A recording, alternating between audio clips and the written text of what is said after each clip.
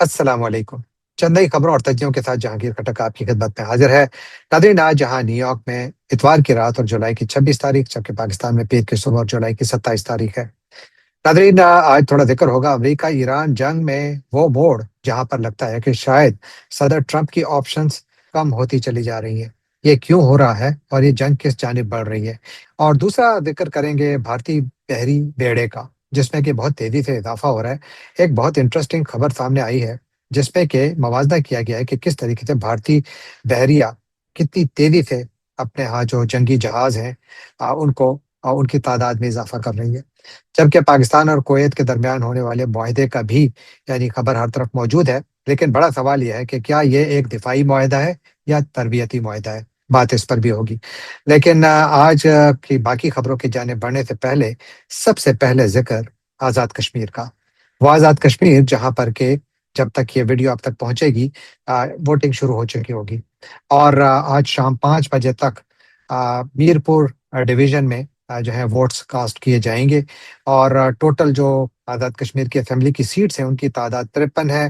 جو direct elected seats ہیں وہ 45 ہیں۔ 13 جو ہیں وہ سیٹیں ہیں جو کہ آزاد کشمیر کے اندر موجود ہیں، جبکہ 12 وہ ہیں جو کہ آزاد کشمیر سے باہر ریفیوجیز کی سیٹس ہیں، جن کے اوپر اس وقت ایک بہت بڑا جھگڑا کھڑا ہوا ہے۔ اور اگر ایک طرف آزاد کشمیر میں ووٹ ڈالے جائیں گے تو دوسری جانب ایک لانگ مارچ بھی شروع ہو چکی ہے، جو کہ مظفر آباد کی طرف لوگ بڑھ رہے ہیں اور کافی بڑی تعداد میں لوگ بڑھ رہے ہیں۔ جو یہاں پر اوور آل جو جتنے ووٹرز کی رجسٹرڈ ووٹرز کی تعداد ہے آزاد کشمیر میں، وہ کوئی 3.8 ملین سے زیادہ ہے، جبکہ جو رجسٹرڈ کشمیری مہاجرین کے ووٹس ہیں وہ کوئی 4 لاکھ کے قریب ہیں، جو کہ 12 سیٹوں پر تقسیم کیے گئے ہیں پورے پاکستان میں۔ اور جو 13 سیٹس ہیں اس وقت جن پر آج ووٹنگ ہوگی، یعنی میرپور ڈویژن میں، تو وہ ٹوٹل 13 سیٹوں میں 6 کوٹلی کی سیٹیں ہیں، 3 بھمبر کی ہیں اور 4 میرپور کی ہیں۔ تو یہ ان سیٹوں پر آج 13 سیٹوں پر مقابلہ ہوگا۔ اور پھر آزاد کشمیر میں بنیادی طور پر جو مقابلہ ہے یہ مختلف سٹیجز میں ہوگا، یعنی آج الیکشن ہو رہے ہیں اور اس کے لیے حکومت نے بہت زیادہ بڑی تعداد میں پولیس کو تعینات کیا۔ کہتے ہیں کوئی 18,000 تو پولیس والوں کو تعینات کیا گیا ہے، جن میں کہ ایک بہت بڑی تعداد پنجاب سے لائی گئی ہے۔ اسی طرح پاکستان آرمی اور فرنٹیئر کور کے جو ٹرپس ہیں ان کے دستے جو ہیں ان کو بھی مختلف جگہوں پر تعینات کیا گیا ہے۔ حکام نے وارننگ دی ہے کہ کسی قسم کی ہلڑ بازی کو بڑی سختی سے نمٹا جائے گا، جبکہ پروٹیسٹ بھی جاری ہیں۔ جو جوائنٹ عوامی ایکشن کمیٹی ہے انہوں نے ان الیکشنز کا بائیکاٹ کیا ہوا ہے، جبکہ کئی علاقوں میں جہاں پر کہ الیکشن ہو رہے ہیں وہاں پر انٹرنیٹ کی ریسٹرکشنز ہیں، اور اس کی وجہ سے جو الیکشنیئرنگ جو تھوڑی بہت کہیں ہو بھی رہی تھی تو وہ بھی اس سے کافی متاثر ہو رہی ہے۔ اور over all political activity Azad Kashmir میں کافی لو رہی ہے، کیونکہ آزاد کشمیر میں گزشتہ چند ہفتوں کے دوران جو کچھ ہوا، کئی جگہوں پر قتل عام بھی ہوا، لوگوں کو مارا گیا، اور جوائنٹ عوامی ایکشن کمیٹی کا کہنا ہے کہ ان کے کم از کم 42 کارکن شہید ہو چکے ہیں سیکیورٹی کریک ڈاؤن میں۔ اور جو 12 ریفیوجیز کی سیٹس ہیں ان کے اوپر بھی انتخاب ہوگا، وہ اگلے ماہ یعنی اگست میں ہوگا، اور اس کے اوپر ہی جھگڑا ہے اور انتخاب پھر بھی اس پر ہوگا۔ جبکہ انٹرنیٹ کی بندش، موبائل کی جو بندش ہے یا پارشل بندش ہے، اس سے بھی کافی زیادہ مسائل کھڑے ہو رہے ہیں۔ لیکن میرپور میں انٹرنیٹ اور موبائل کی سروس کو پارشلی کہتے ہیں ریسٹور کیا گیا ہے، جبکہ مظفر آباد اور پونچھ میں انٹرنیٹ اس وقت بھی بند ہے۔ اور اتھارٹیز کا کہنا ہے کہ سیکیورٹی میجر جو ہے وہ جو اس وقت جاری ہیں، یعنی انٹرنیٹ بھی بند رہے گا، اور یہ عجیب انتخابات ہیں کہ جہاں پر پتہ نہیں یہ کون سی دنیا میں یہ انتخابات کرائے جا رہے ہیں کہ یہاں پر انٹرنیٹ اور فون سروس کو تقریباً بند کیا گیا ہے، اور کہہ رہے ہیں کہ جی یہ ایک جمہوری عمل ہے۔ تو اگر ایک طرف یہاں پر اس پورے الیکشن کا ایک یعنی کھیل کھیلا جا رہا ہے، میرے خیال میں تو یہ بالکل ایک ڈرامے سے کم نہیں ہے، کیونکہ انتخابات کے لیے سب سے پہلی جو چیز ہوتی ہے وہ آزادی اظہار رائے ہوتا ہے۔ انتخابات کے لیے جو پہلی ضرورت ہوتی ہے وہ وہاں پر عوام کی فری موومنٹ ہوتی ہے۔ انتخابات کے جو پہلی ضرورت ہوتی ہے وہ فری ٹیلی کمیونیکیشن ہوتی ہے۔ یہاں پر ٹیلی کمیونیکیشن بند، یہاں پر کئی علاقوں میں راستے بند، یہاں پر کئی علاقوں میں کرفیو جیسا سما، یہاں پر ہزاروں کی تعداد میں فوج اور سیکیورٹی فورسز کی موجودگی میں انتخابات کرا کر دنیا کو یہ تاثر دیا جا رہا ہے کہ یہ ایک جمہوری ایکسرسائز ہے، جس کو بلاول بھٹو اور نواز شریف تو جمہوری سمجھتے ہیں، لیکن اگر آپ یہاں پر انٹرنیشنل آبزرورز کو لائیں تو شاید وہ ایمنسٹی انٹرنیشنل کے اس بیان کے ساتھ کھڑے نظر آئیں جو کہ انہوں نے کل دیا تھا، یعنی انتخابات سے 24 گھنٹے پہلے دیا تھا، جس میں کہ انہوں نے پاکستانی ریاست پر سنگین الزامات لگائے، جن میں کہ یہ تمام چیزیں جن کا میں نے ذکر کیا، جس میں پکڑ دھکڑ بھی شامل ہے، طاقت کا استعمال بھی شامل ہے، انٹرنیٹ کی بندش بھی شامل ہے، اور جو فون کی سروس کی بندش ہے وہ بھی شامل ہے، اور لوگوں کو پکڑ کر جیلوں میں بند کرنے کی باتیں بھی ہیں، اور جو سیریس ہیومن رائٹس وائلیشن کی باتیں بھی ہو رہی ہیں۔ تو یہ کل ایمنسٹی انٹرنیشنل کا بیان آیا، اور اس کے بعد پھر یہ انتخابات اگر کرائے جائیں گے تو مجھے بتائیے کہ اس سے پہلے کے انتخابات کی خبریں آئیں، دنیا تو ایمنسٹی انٹرنیشنل کی وہ چارج شیٹ پڑ چکی ہے۔ اب اس اینک سے جب دنیا اس انتخابات کو دیکھے گی تو میری رائے یا کسی اور کی رائے کو سائڈ پہ رکھیں، آپ ان لوگوں کو کس طریقے سے کنونس کریں گے کہ یہ ایک بڑا شفاف عمل تھا؟ میرا نہیں خیال کہ شفاف عمل تھا، بلکہ انتخابات سے پہلے یعنی ووٹنگ سے پہلے عوامی ایکشن کمیٹی اور گورنمنٹ کے درمیان جو بات چیت کا سلسلہ تھا وہ بھی کہتے ہیں ناکام ہو گیا، اور اس کے بعد پھر جو عوامی ایکشن کمیٹی ہے انہوں نے اعلان کیا کہ ہم 27 جولائی کو یعنی آج کے دن یعنی ووٹنگ کے دن ہم مظفر آباد کی طرف اپنی لانگ مارچ شروع کریں گے۔ اور اب یہ لانگ مارچ کس طریقے سے چلتی ہے، کیونکہ جو ویژول دار ہیں تو اس میں تو کافی بڑی تعداد میں لوگ موو کر رہے ہیں۔ اب دیکھتے ہی ہیں کہ مظفر آباد کے راستے میں کہاں کہاں ان کے اوپر کریک ڈاؤن کیا جاتا ہے۔ اگر کریک ڈاؤن کیا جاتا ہے اور اس دوران میں انتخابی عمل کا دعویٰ بھی کیا جاتا ہے تو مجھے بتائیے دنیا کس چیز پر زیادہ یعنی بلیو کرے گی؟ کیونکہ ایک طرف انتخابات ہیں اور دوسری جانب عوامی احتجاج ہے، وہ احتجاج جس میں کہ آزاد کشمیر کی پاپولیشن کے ایک بہت بڑے حصے نے اعلان کر رکھا ہے کہ وہ اس کا بائیکاٹ کر رہے ہیں۔ ہزاروں کی تعداد میں کشمیری کئی دنوں سے تقریباً 50 سے اب تو 51 میں دینے شاید، جو وہ راولہ کوٹ میں بیٹھے ہوئے ہیں اور احتجاج کر رہے ہیں، اور انہی 12 سیٹوں کے حوالے سے احتجاج کر رہے ہیں۔ تو ایک عجیب سی صورتحال ہے آزاد کشمیر میں، اور دیکھتے ہیں کہ اس کا نتیجہ کیا نکلتا ہے۔ یقیناً سرکاری نتیجہ تو ضرور آئے گا، لیکن اس کا اسٹریٹجک اور باقی نتائج جو ہیں وہ شاید بعد میں آئیں، اور وہ زیادہ گھمبیر ہوں گے اور زیادہ نقصان دہ بھی ہوں گے پاکستان کے لیے، کیونکہ اس طریقے سے ان حالات میں انتخابات کرانا بالکل ایک دانشمندانہ فیصلہ نہیں تھا۔ آئی وش کے انتخابات کو تھوڑا ذرا ڈیلے کیا جاتا۔ یہاں پر جو یہ معاملہ ہے عوامی ایکشن کمیٹی کے ساتھ بات چیت کے ذریعے اس کو حل کر کے پھر انتخابات کراتے تو شاید پھر بھی تھوڑا بہت لوگوں کا بلیف آتا، لیکن اب تو کسی کا یقین اس میں پتہ نہیں کتنے لوگوں کا اس میں یقین آئے گا۔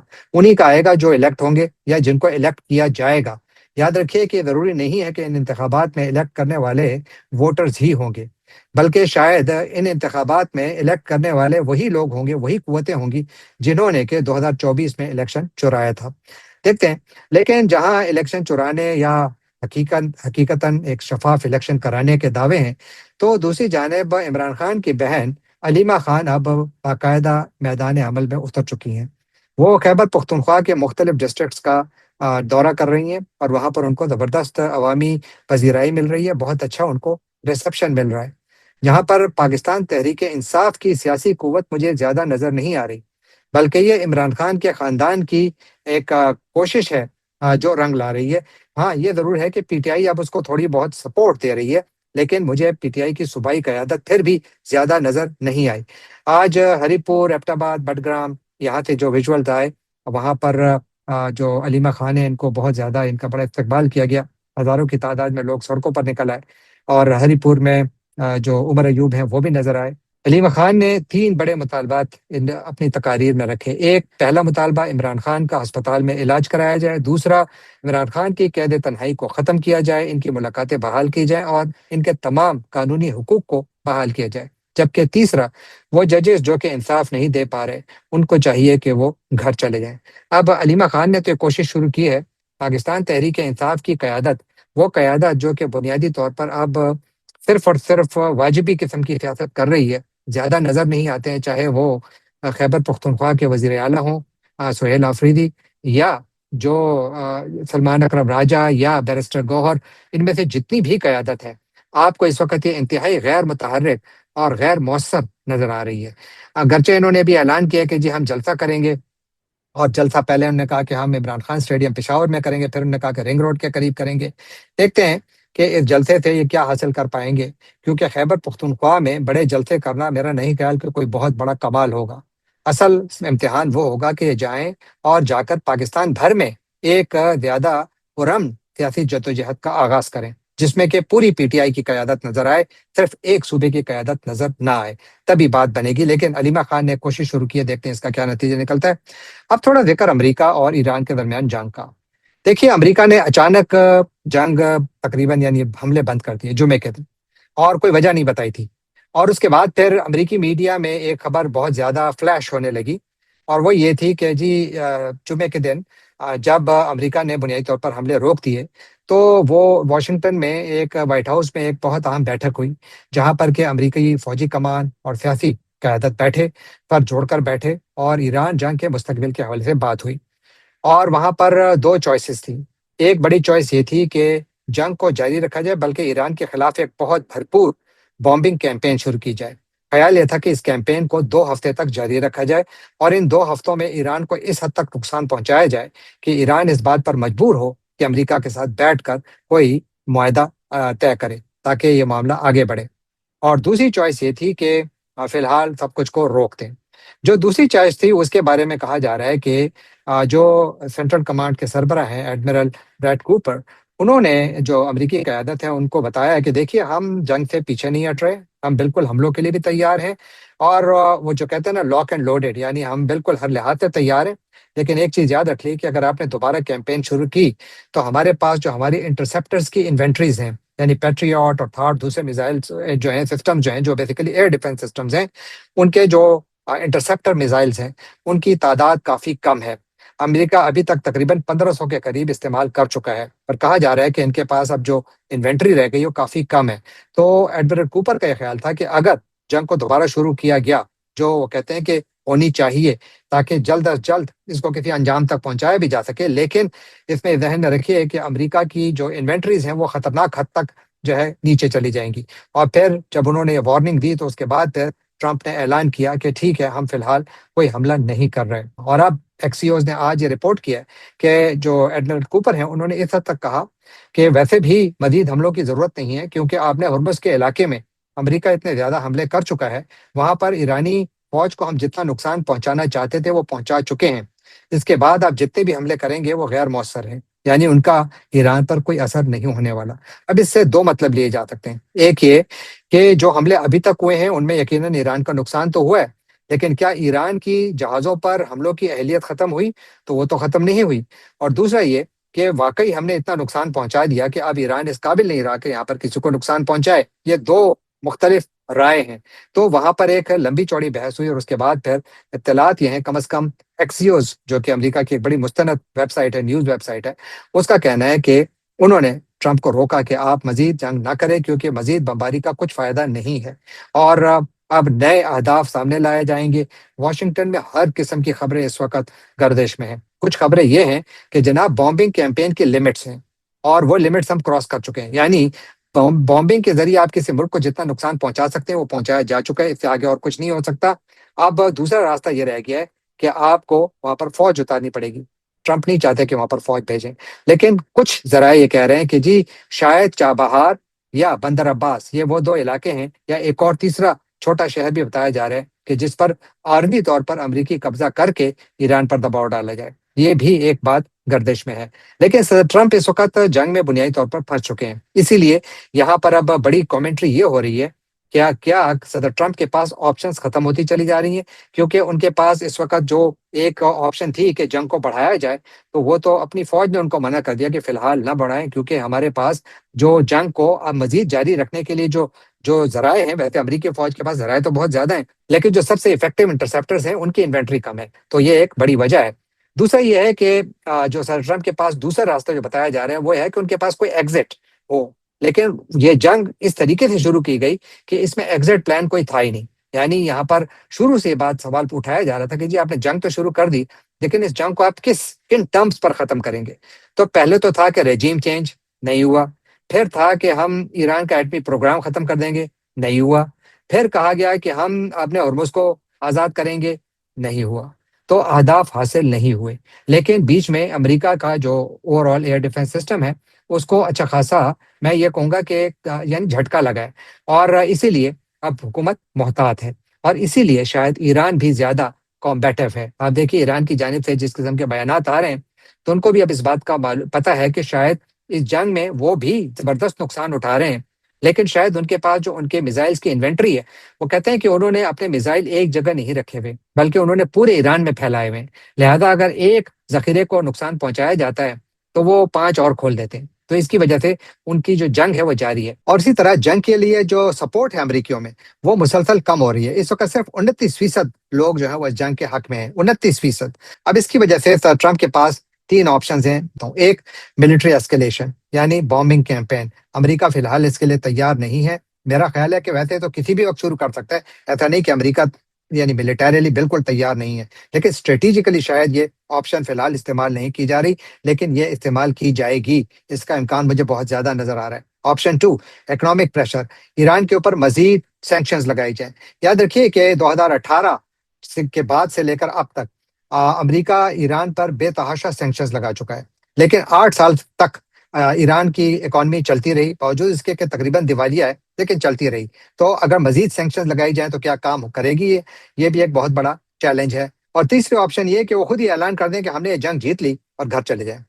اب اگر وہ یہ کرتے ہیں تو یہ بھی ایک بہت کنٹروورشل فیصلہ ہوگا، کیونکہ اس کی سیاسی امپلیکیشن بہت زیادہ ہوں گی۔ یہاں پر مڈ ٹرم الیکشنز آ رہے ہیں اور مڈ ٹرم الیکشن میں ان کے لیے بہت زیادہ مسائل پیدا ہوں گے۔ تو گویا صدر ٹرمپ کے پاس جو 3 مشکل چوائسز ہیں، تینوں کے تینوں میں ان کے لیے بہت زیادہ سیریس چیلنجز ہیں، اور ان کے نتیجے میں ٹرمپ کی جو پریزیڈنشل لیگیسی ہے، یعنی جو ان کی صدارت کا دور ہے، اس کو بہت زیادہ اچھے الفاظ میں شاید یاد نہ کیا جائے اگر وہ اہداف حاصل نہ کر پائے جن کو لے کر وہ اس جنگ میں داخل ہوئے تھے۔ اور ہمیں تھوڑا ذکر کویت کا۔ پاکستان اور کویت کے درمیان ایک دفاعی معاہدے کی خبریں بازگشت میں ہیں۔ آج خبریں بھی آئیں کہ جی کویت کے جو آفیشیل گیزٹ ہے کویت الیوم، اس میں اس کو جو ہے لیگل فریم ورک جو ہے اس کا انفورس ہو چکا ہے، یعنی پاکستان اور کویت کے درمیان ایک دفاعی معاہدہ ہوا تھا جون 2023 میں، لیکن کویت کی جانب سے اس کو باقاعدہ یعنی اس کو اپروو نہیں کیا گیا تھا، لیکن اب اس کو اپروو کر دیا گیا ہے۔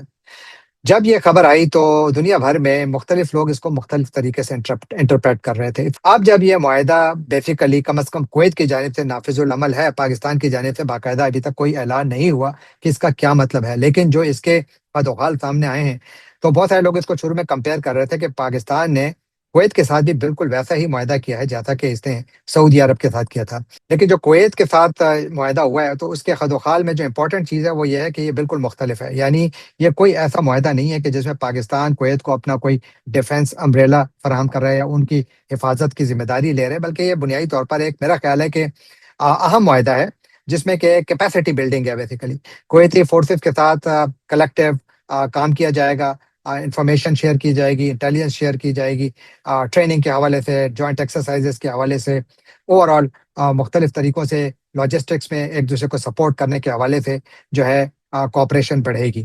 یہ اہم ایریاز ہیں، لیکن اس کے علاوہ اس معاہدے کی وہ اہمیت نہیں ہے۔ اور اب آخر میں تھوڑا ذکر بھارتی بحریہ کا۔ ساؤتھ چائنا مارننگ پوسٹ ایک چائنیز بہت اچھا اخبار ہے جس میں کہ آج ایک بہت اہم خبر چھپی ہے۔ اس کے مطابق بھارتی بحریہ بہت تیزی سے اپنی طاقت میں اضافہ کر رہی ہے، اور بھارت نے اپنے لیے ایک ٹارگٹ رکھا ہوا ہے کہ آئندہ 10 سالوں میں بھارتی بحریہ کے پاس کم از کم 200 جنگی جہاز ہوں گے، اور اس سلسلے میں وہ بہت تیزی سے شپس کو انڈکٹ کر رہا ہے۔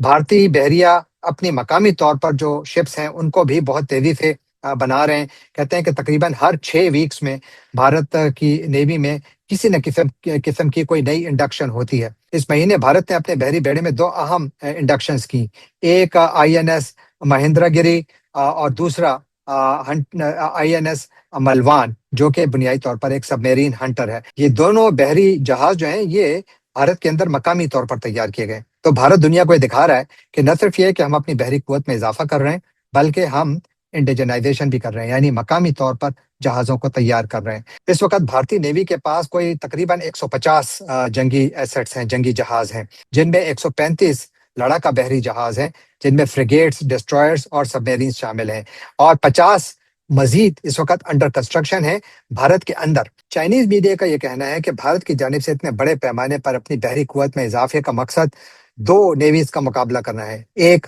چائنیز جو پیپلز لبریشن آرمی کی نیوی ہے، اور دوسرا پاکستانی نیوی۔ اب چائنیز جو نیوی ہے وہ دنیا کی سب سے بڑی نیول فورس ہے۔